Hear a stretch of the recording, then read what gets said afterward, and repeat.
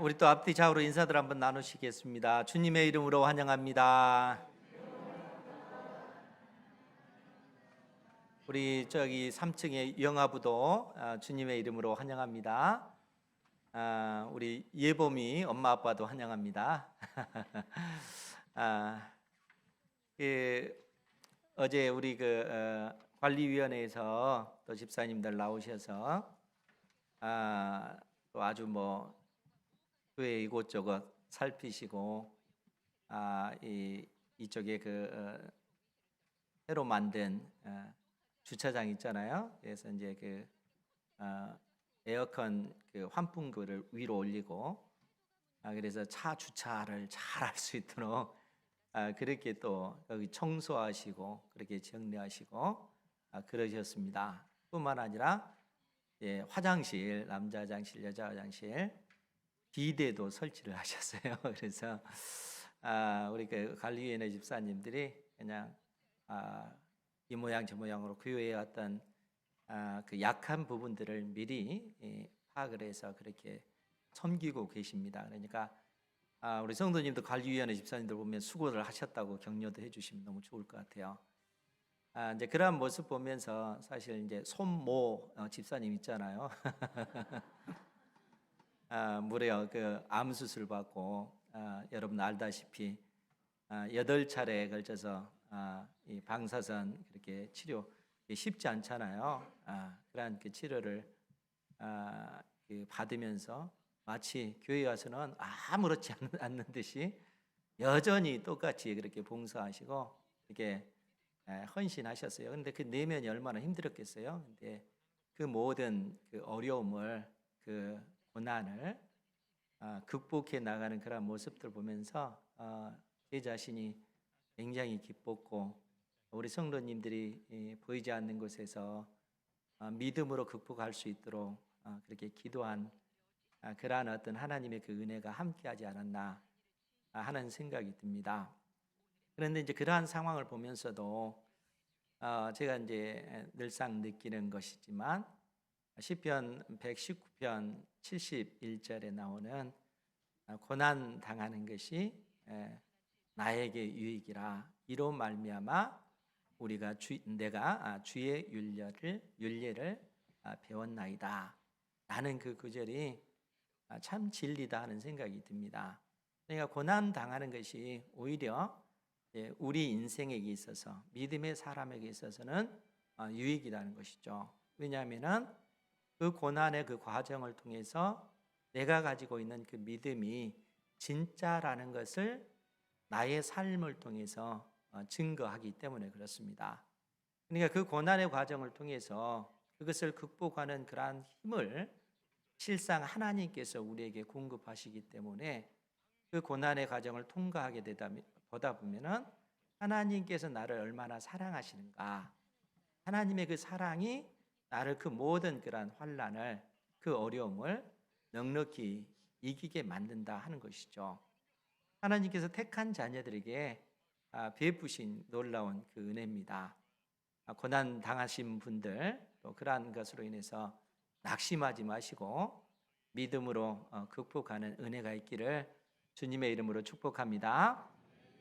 사실 그러한 어떤 그 고난의 삶을 자원해서 산 사람이 바울 사도 아닙니까? 그러니까 바울 사도는 자기 스스로도 고백하기를 그리스도의 남은 고난을 그의 몸된 교회를 위하여 내 육체에 채우노라. 스스로 바울 사도는 그가 이 땅에서 누릴 수 있는 그 어떤 명예와 그런 어떤 그 권세와 그 모든 것을 다 버리고 그리스도의 복음을 위해서 스스로 고난의 그 길을 걸은 것이죠. 그러니까 이방인의 사도로서 복음 때문에 사람들에게 멸시받고 복음 때문에 조롱받고 매도맞고 죽음의 그 위험에 여러 번 처하기도 하고 굶주리고 결국에는 감옥에 갇혀서 나중에 순교당하는 이러한 어떤 그 고통의 그 삶을 실상 바울 사도가 그렇게 살았지 않습니까? 그래서 바울 사도가 이 땅에서 사는 삶 이 자체도 바울 사도에게서는 굉장히 의미가 있고 내가 이 땅에 사는 삶의 의미 그 목적은 존귀하신 주님을 높이는 데 있다. 자기의 전 인생을 통해서 오직 주님을 높이는 것, 이것이 나의 삶의 의미요, 가치다. 바울 사도는 그렇게 고백을 합니다. 그러면서 내가 이 땅에 사는 것보다 실상은 이 땅을 떠나서 주님과 함께 있는 것, 그것을 나는 더 원한다 라고 이야기를 합니다. 그러니까 바울 사도는 이 세상에서 사는 것보다 주님께 가서 이 세상을 떠나서 주님과 함께하는 그러한 삶이 오히려 자기는 더 개인적으로 좋다는 거예요. 그리고 그렇게 되기를 원하지만 그럼에도 불구하고 바울 사도가 그 길을 선택하지 않고 나는 그래도 이 땅에 사는 것을 원한다 라고 얘기를 해요. 그 이유가 어디에 있겠습니까? 그것은 하나님의 택한 백성, 주님께서 피 흘려 세우신 몸된 교회를 위해서 그렇게 하는 것입니다. 그래서 오늘 빌립보서 1장 24절부터 보면 24절에 바울 사도가 뭐라고 얘기하냐면 내가 육신으로 있는 것이 너희를 위하여 더 유익하리라. 그러니까 내가 이 세상을 떠나지 않고 이 땅에 살아있는 것이 너희를 위해서 더 유익하다 이렇게 얘기를 합니다. 그러면서 25절에 뭐라고 얘기하냐면은 내가 살 것과, 즉 바울 사도가 육체로 이 땅에서 사는 것, 이걸 얘기하는 거예요. 그러니까 내가 이 땅에 사는 그 이유를 바울 사도는 뭐라고 얘기를 하냐면 내가 이 땅에 사는 것, 그것은 너희 믿음의 진보와 너희의 기쁨을 위하여 너희 무리와 함께 거할 이것을 확실히 아노니. 즉 너희가 확실히 알 것은 뭐냐면은 내가 너희들과 함께 하기를 원한다는 거예요. 나는 개인적으로 주님과 함께 하는 것을 원하지만 내가 이 땅에 사는 것이 너희들에게는 유익이라는 거예요. 왜 그럴까요? 바울 사도가 이 땅에 거하면서 이 빌립보 교회 성도들을 위해서, 에베소 교회 성도들을 위하여, 또 골로새 교회 성도들을 위하여 그들의 그 믿음의 진보, 그러니까 그들의 그 믿음이 더더욱 성장할 수 있도록 바울 사도가 모을 뿐만 아니라 우리 주 예수 그리스도 안에서 하나님께서 주시는 그 기쁨이 무엇인지, 그 기쁨의 충만함을 그들에게 가르쳐주고 그들이 경험할 수 있도록 돕는 일들을 감당하기 위해서라는 거예요. 그러니까 바울 사도 자신은 철저하게 자기 자신을 위해서 일하는 것이 아니고 주님께서 피 흘려 세우신 몸된 교회를 위해서, 그 교회를 위해서 그가 오진 그 고난과 핍박을 받고 교회를 위해서 감옥에 갇혔지만 여전히 교회를 위해서 그는 이 땅에 고난을 당한다 할지라도 그것과 개의치 아니하고 몸된 교회를 위해서 그들과 함께하기를 원한다는 거예요. 그들의 영적인 그 성장을 위해서 그렇다는 것이죠. 그러면서 하는 얘기가 뭡니까? 우리 26절 말씀 같이 한번 볼까요? 시작. 내가 다시 너희와 같이 있으므로 그리스도 예수 안에서 너희 자랑이 나로 말미암아 풍성하게 하려 함이라. 아멘. 즉 바울 사도가 빌립보 교회 성도들과 함께 함으로 하나님께서 우리를 위해서 행하신 그 일이 무엇인지, 하나님께서 그리스도 예수를 통해서 우리에게 보여주신 그 사랑의 그 풍성함이 무엇인지, 하나님께서 나를 어떻게 사랑하시는지 지금 바울 사도가 이 그리스도의 그 비밀을 그들에게 가르쳐 주므로 그들이 바울 사도 안에 있는 하나님의 그 사랑, 그러니까 하나님께서 우리를 위해서 행하신 그 놀라운 그 사랑을 그들이 경험할 뿐만 아니라 그리스도 예수를 자랑하는 그러한 어떤 삶을 살도록 하기 위해서 바울 사도가 지금 너희들과 함께 거하기를 원한다. 너희들이 나와 함께 거할 때 나와 함께 하시는 하나님이 어떤 분이신지 너희들이 배우게 될 것이고 그로 인해서 너희들이 그리스도를 자랑하는 그러한 삶을 살게 될 것이다. 라는 그런 말씀을 해주고 있다는 거예요. 그러니까 지금 바울 사도는 실상 로마 감옥에 갇힌 그러한 상황 속에서도 빌립보 교회 성도들을 생각하고 그들의 그 연약한 그 신앙을 신앙이 성장하기를 바라고, 또 그들 가운데 있는 인생의 그 환난의 문제, 고난의 그 문제 속에서 그들이 낙심하지 아니하고 일어설 수 있도록 돕는 그러한 역할을 내가 감당할 것이다. 너희들이 그러한 은혜를 경험하게 될 것이다 라고 이처럼 빌립보 교회 성도들에게 말씀하고 있다는 거예요. 그러면서 아주 중요한 말씀을 그들에게 합니다. 우리 27절 말씀도 같이 한번 보겠습니다. 27절 시작. 오직 너희는 그리스도의 복음에 합당하게 생활하라.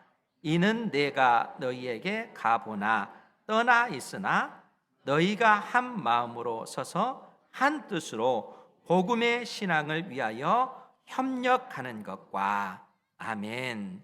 여기서 이제 협력하다 하는 이 단어와 합당하게 생활하라, 이 단어를 우리가 이제 유념해서 봐야 되는데, 이 단어를 바울 사도가 쓰는 이유는 빌립보라고 하는 도시가 가지고 있는 특성 때문에 이 단어를 쓰는 거예요. 즉 무슨 얘기냐면은, 여러분 그 고대 그 그리스 같은 경우는 그 그리스라고 하는 나라가 형성되기까지, 또 그 나라가 나중에 로마에 의해서 이제 그렇게 그 식민지화 되어졌지만, 고대 이 그리스라고 하는 나라가 성장 발전하기까지 어느 날 갑자기 한 나라가 뚝딱 만들어진 것은 아니잖아요. 그러니까 그리스 같은 경우는 폴리스라고 하는 도시 국가를 통해서 성장을 하게 됩니다. 그러니까 처음부터 한 나라가 된 것이 아니고 도시 국가를 통해서 이 그 그리스가 형성이 되어지는데, 그럼 여러분 그 그리스 도시 국가 하면은 여러분들도 다 아는 뭐 아테네나 스파르타, 고린도, 빌립보도 역시 그러한 도시 국가 형태였죠.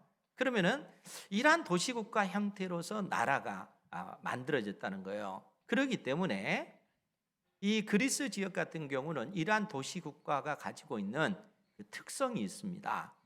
여러분들 잘 아는 스파르타 같은 경우는 어떤 특성을 가지고 있어요? 스파르타 하면은 우리가 스파르타 교육도 시켜야 된다 이렇게 얘기하잖아요. 그 얘기는 스파르타 같은 경우는 강인한 그 체력과 이 강인한 그 정신을 키우기 위해서 육체적인 어떤 그 체력을 굉장히 그 단련시키는 그러한 어떤 그 도시 국가가 스파르타입니다. 그러니까 이 스파르타 시민이라고 하면은 그 시민은 의무적으로 자기들의 그 육체와 정신을 강건케 만드는 그러한 일들을 해야 되는 거예요. 그러할 때만이 그 시민으로서의 어떤 그 의무를 다하는 것입니다. 아테네 같은 경우는 어떻게 했어요? 아테네 같은 경우는 철학이 발달된 그러한 그 도시 국가잖아요. 이제 그러한 나라 같은 경우는 철학적인 그러한 사고, 그러한 어떤 그 교양, 어느 정도 그러한 수준을 쌓아야만이 아테네 시민으로서의 그 의무를 다하는 것입니다. 그러니까 스파르타도 그렇고 아테네도 그렇고 또 이 고린도 같은 경우는 이 항구 도시잖아요. 상업을 통해서 많은 돈을 버는 그러한 도시이기 때문에 그 도시 같은 경우에 그 큰 가치는 뭐냐면은 그 상업을 통해서 많은 돈을 버는 것입니다. 그것이 그 시민으로서의 어떤 그 하나의 그 의무인 것이죠. 그럼 빌립보 같은 경우는 어떻게 했어요? 이 빌립보 같은 경우는 이 로마에서 특별히 이 마게도냐 그리스 지역에 세운 식민 도시입니다. 그러니까 이곳에는 로마의 어떤 그 퇴역 군인들이 집단으로 이 거주하는 그러한 도시가 빌립보라는 거예요. 그렇기 때문에 이 빌립보 사람들의 어떤 특성은 뭐냐면, 우리는 이 마게도냐에 속했지만 그리스 지역에 있지만 우리는 로마의 시민권을 가지고 있는 그러한 사람들이라는 거예요. 그러니까 빌립보 사람들의 어떤 그 자부심은 뭐냐면은 로마 시민으로서의 그 자긍심과 그 영광, 그 명예, 이것이 그들에게는 굉장히 중요한 것입니다. 그러니까 로마라고 하는 나라가 추구하는 어떤 이상과 그 가치를 이 빌립보 사람들은 추구하는 거예요. 그러니까 그들은 주변의 어떤 나라들이든가 또 북쪽에 트라키아라고 하는 그 이방 민족들이 있거든. 그들을 이제 야만족으로 그렇게 그들은 생각을 합니다. 그러니까 그러한 야만족들이 사는 그러한 접하고 있는 이러한 상황 속에서 우리가 이 로마 시민권을 가진 자로서 로마라고 하는 나라의 어떤 이상과 가치를 우리가 실현해 나가야 된다 하는 그러한 의식이 아주 팽배한 그러한 도시가 빌립보라는 그러한 도시라는 거예요. 그러니까 이 사람들은 어떤 의식을 가지고 있냐면 우리가 로마 시민으로서 합당하게 그렇게 살아야 된다. 저 이민족이나 또 이 마케도니아 사람들과 같이 아니하고 우리가 그러한 자긍심을 가지고 살아야 된다 하는 의식을 가지고 있다는 거예요.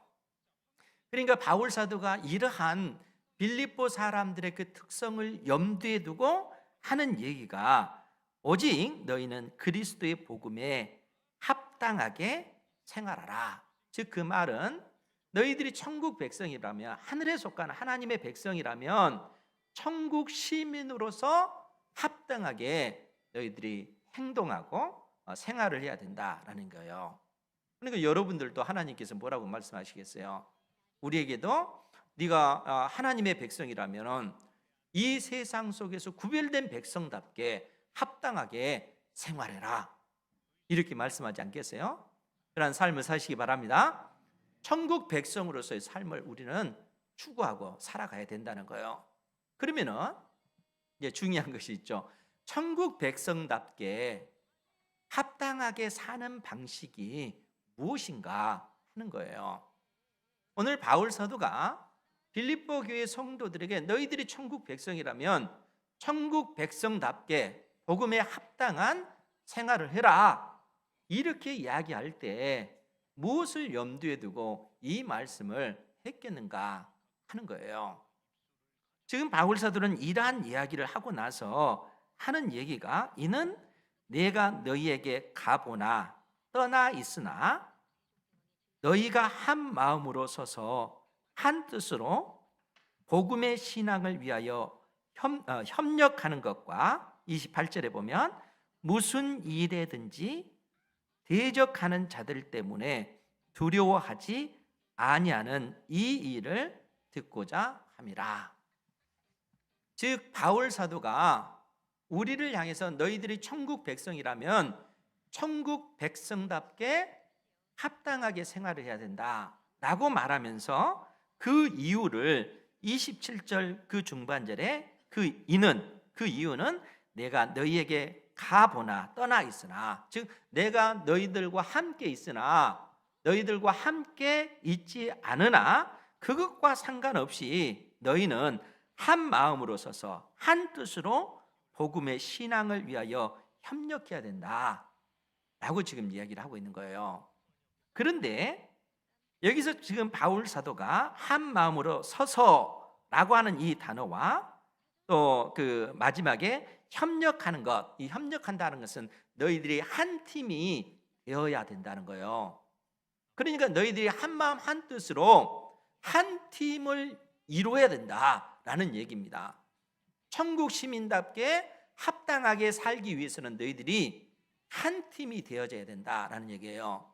그런데 이 표현이 실상 로마 군인의 전투할 때의 그 모습을 염두에 두고 지금 바울 사도가 이 표현을 쓰고 있는 거예요.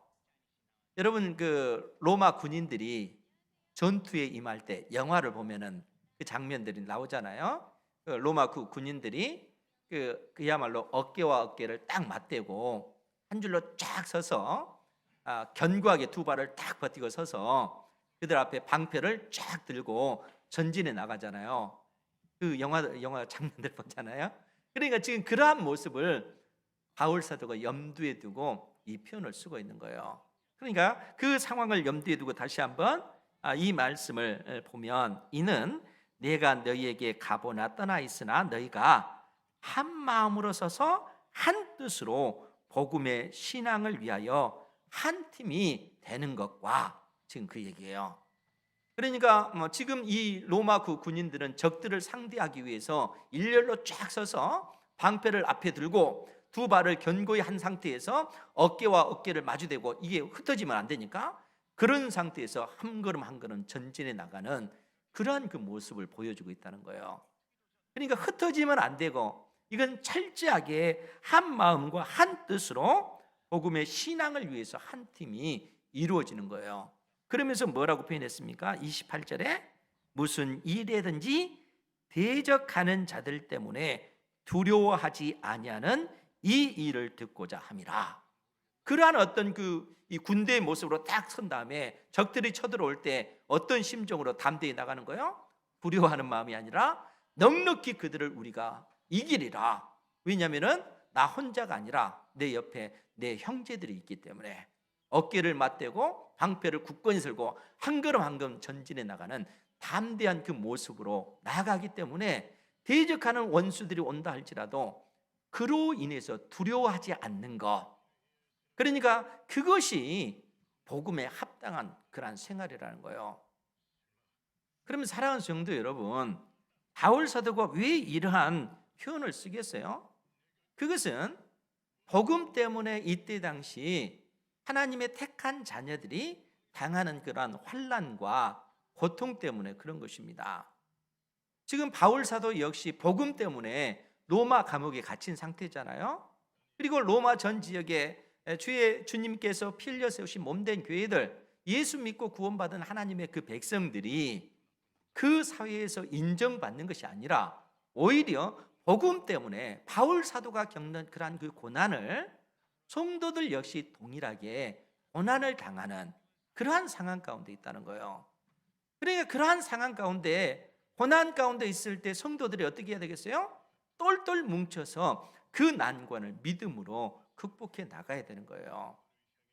바울 사도가 교회를 향해서 지금 이 말씀을 해주고 있는 거예요. 그러니까 사랑하는 성도 여러분, 우리가 예수 그리스도 안에서 한 믿음의 형제다라고 했을 때는 실상 우리는 따로따로 노는 존재가 아니라는 거예요. 로마 군인들이 어깨와 어깨를 맞대고 그 두 발을 그냥 견고히 한 상태에 방패를 번쩍 들고 한 걸음 한 걸음 전진해 나가듯이 교회는 예수 그리스도 안에서 한 몸을 이룬 상태로 그렇게 해 나가야 된다는 거예요. 우리의 믿음의 형제 자매가 인생의 어떤 일로 인해서 고통을 당하고 어려움에 처했을 때 우리는 내 일이 아니니까 이렇게 하는 게 아니잖아요. 그 문제를 가지고 우리가 함께 하나님 앞에 기도하면서 하나님께서 은혜 주시기를 우리가 위해서 기도하는 겁니다.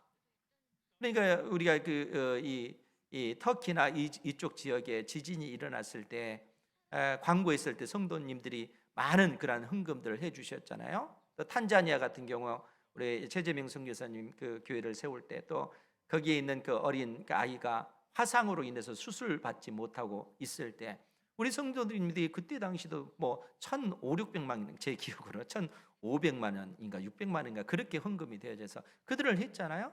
그러니까 그러한 것이 나와 무관한 그러한 일이 아니고 예수 그리스도 안에서 우리가 한 몸을 이루고 있기 때문에 그렇다는 거예요. 그러니까 어떤 형제가 힘들어 아파하면 우리는 외면한 것이 아니라 함께 눈물로 기도하고 하나님께서 은혜 주시기를 위해서 기도하는 거예요. 그것이 예수 그리스도를 믿는 하나님의 자녀의 모습이라는 겁니다. 하나님께서 여러분들에게 원하시는 믿음의 삶이라고 하는 것이 그런 것입니다. 그래서 바울 사도는 이러한 어떤 그 고백을 하고 나서 뭐라고 얘기를 하냐면은 28절 말씀 다시 한번 볼게요. 무슨 일에든지 대적하는 자들 때문에 두려워하지 아니하는 이 일을 듣고자 함이라. 이것이 그들에게는 멸망의 증거요 너희에게는 구원의 증거니 이는 하나님께로부터 난 것이라. 여러분, 이 말씀의 의미가 뭐겠어요? 우리가 복음에 합당한 그 생활을 하는 것, 이것 자체가 우리에게 구원의 증거라는 거예요. 어떤 형제가 연약한 가운데 쓰러졌을 때 우리가 그 문제로 아파하고 함께 합력하여 그 문제를 놓고 하나님 앞에 은혜를 구하고 우리의 시간을 드리고 또 물질을 들여서 함께 일어설 수 있도록 격려하고 돕는 것, 이것이 의로움의 열매요, 이것이 구원의 증거다는 거예요. 그리고 이 구원의 증거는 하나님께서 주신 것이다, 이렇게 바울 사도가 말씀하고 있는 것입니다. 그러니까 우리가 구원받은 하나님의 백성이다, 하는 사실이 무엇을 통해서 드러나는가 하면은 결국 우리의 그 믿음의 삶을 통해서 그처럼 명확하게 드러나는 것입니다. 바울 사도가 이 진리를 우리에게 일깨워 주시는 거예요. 그러면서 아주 중요한 말씀을 해 주시는데 우리 29절 같이 한번 또 볼까요? 29절 시작. 그리스도를 위하여 너희에게 은혜를 주신 것은 다만 그를 믿을 뿐 아니라 또한 그를 위하여 고난도 받게 하려 하심이라. 아멘. 그리스도를 위하여 너희에게 은혜를 주신 것은 우리가 하나님께로부터 받은 그 은혜가 무엇일까요? 지금 바울 사도는 두 가지를 언급하고 있어요. 우리가 하나님께로부터 은혜를 누리는 것, 하나님께로부터 은혜를 입은 것이 뭔가 하면은 다만 그를 믿을 뿐 아니라, 여기서 믿는다, 즉 예수님을 하나님의 아들로, 예수님께서 나의 모든 죄와 허물 때문에 십자가에 못 박혀 죽으신 하나님의 아들이요, 내가 마땅히 하나님의 진노의 심판을 받아야 되는데 나 대신 예수님께서 십자가에서 하나님의 진노의 심판을 받았고 그 예수님을 믿음으로 말미암아 내가 의롭게 되어졌으며 내가 하나님의 자녀가 되었다는 이 놀라운 그 은혜를 하나님께서 우리에게 주셨다는 거예요. 근데 더더욱 놀라운 사실은 그러한 사실을 누가 믿었어요? 내가 믿었잖아요. 근데 이 믿음 자체도 하나님께서 믿도록 도와주셨다는 거예요. 하나님의 그 은혜가 우리에게 임하였기 때문에 우리의 생각을 통해서 예수님이 나의 죄 때문에 십자가에 못 박혀 죽으신 하나님의 아들구나 하는 사실이 믿어지도록 하나님께서 우리에게 은혜를 베푸신 거예요. 그러니까 바울 사도가 지금 하나님께서 우리에게 그러한 은혜를 주셨다라고 말씀하고 나서 또 한 가지 은혜를 말씀해 주는데 그것이 뭐냐면은 또한 그를 위하여 고난도 받게 하려 하심이라. 여러분, 우리가 예수님을 위해서, 예수님 때문에, 복음을 때문에, 예수님을 믿는 것 때문에 고난을 받는 것, 이것이 하나님의 은혜라는 거예요. 지금 바울 사도가 우리에게 이 진리를 말씀해 주고 있는 거예요. 여러분, 바울 사도는 이미 골로새 교회 성도들에게 말씀했잖아요. 나는 이제 우리 이 골로새서 1장 24절에 보면 나는 이제 너희를 위하여 받는 괴로움을 기뻐하고 나는 이제 너희를 위하여 받는 괴로움을 기뻐하고, 그러니까 바울 사도는 이 이방인들에게 복음을 증거하는 이것 때문에 환난을 당하고 고통을 당하고 있는 그런 상황이잖아요. 복음을 안 전하면 이런 고통을 안 당합니다. 복음 때문에 이런 고난을 당하는데 이 고난을, 이 괴로움을 나는 기뻐하고 그리스도의 남은 고난을 그의 몸된 교회를 위하여 내 육체에 채우노라, 이렇게 고백하고 있다는 거예요. 그리스도께서 남겨두신 그 고난, 지난주에도 말씀을 드렸잖아요. 주님께서 우리를 구원하시기 위해서 행하신 그 고난은 완벽한 것입니다. 근데 그 구원의 복음이 온 세상에 증거되기 위해서 하나님께서는 사도들을 세웠고 이방인의 사도로 바울을 세우신 거예요. 그러니까 바울 사도는 우리를 위해서, 우리에게 복음을 증거하기 위해서 모진 그 고난을 당하고 괴로움을 당하고 조롱을 당하고 멸시당하고 때에 따라 굶주리기도 하고 매도 맞고 감옥에 갇히는 이런 엄청난 그 고난을 당했다는 거예요. 근데 바울 사도는 뭐라고 얘기해요? 주님을 위하여 당하는 이 고난이 하나님께서 나에게 주신 은혜다라고 얘기해요. 왜 그럴까요? 실상 이 고난을 통해서 우리가 온전한 하나님의 사람으로 더더욱 빚어져 가고 만들어져 가기 때문에 그렇습니다. 그러니까 하나님께서는 택함 받은 하나님의 자녀에게 그 고난의 그 길을 허락하셔요. 여러분, 우리가 익히 잘 아는 이스라엘 백성들이 그 애굽 땅에서 출애굽해서 광야에서 40년 동안 유리 방황하잖아요. 왜 하나님께서 바로 그들에게 약속의 땅 가나안 땅에 들여보내시지 아니하시고 40년 동안 유리 방황을 하도록 그렇게 하십니까? 거기는 이유가 있죠. 신명기 그 8장 16절에 보면은 뭐라고 기록이 됐냐면은 제가 읽어드릴게요. 내 조상들도 알지 못하던 만나를 광야에서 내게 먹이셨나니 이는 다 너를 낮추시며 너를 시험하사 마침내 내게 복을 주려 하심이었느니라.